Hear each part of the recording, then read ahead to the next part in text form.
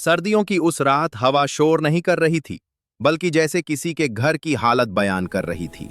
पहाड़ों के नीचे बसे छोटे से गांव में एक कच्ची झोपड़ी खड़ी थी।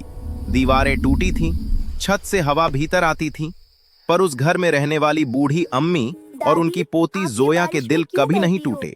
ये ठंड उस भी तो शाम बड़ी अम्मी है। चूल्हा सुलगा रही थीं। लकड़ियां गीली थीं, पर कोशिश पक्की थी। जोया ने पूछा, अम्मी, आज क्या पकाएंगी? रोटी तो है ही नहीं। अम्मी मुस्कुराईं। रोटी नहीं तो क्या हुआ, हमारे पास जमीन की दुआ है। जोया समझी नहीं। अम्मी ने धीरे से बोरी खोली।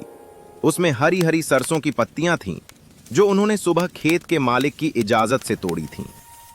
ये साग है बच्ची, ये गरीबों का खाना नहीं, रब का तोहफा है।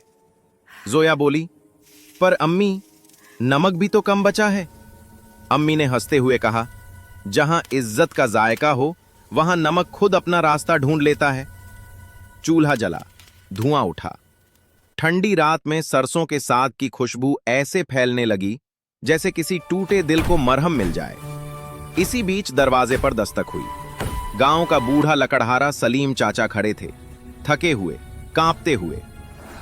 अम्मी, रात जंगल में कट गया, कुछ खाया नहीं, एक लुकमा मिल जाए तो।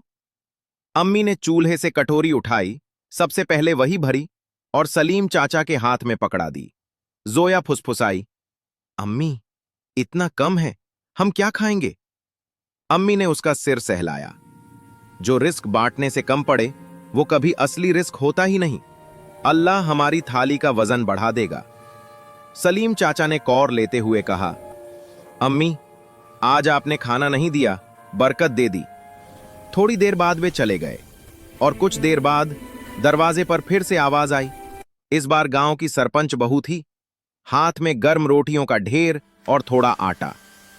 अम्मी, सलीम चाचा ने कहा कि आपने उन्हें अपना बचा हुआ खाना भी दे दिया। इतनी ठंड में आपको भूखे कैसे रहने देते? ये लो।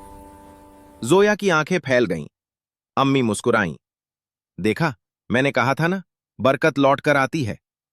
उस रात अम्मी और जोया के सामने रोटियां भी थीं और गरम गरम साग भी। जोया ने पहला कौर लेते हुए कहा, अम्मी, इस साग में कुछ अलग स्वाद है आज। अम्मी बोली, हाँ बच्ची, आज इस खाने में मोहब्बत भी पकी है और भरोसा भी। झोपड़ी छोटी थी, रात ठंडी थी, रोटी साधारण थी, पर दिल दिल बहुत अमीर था।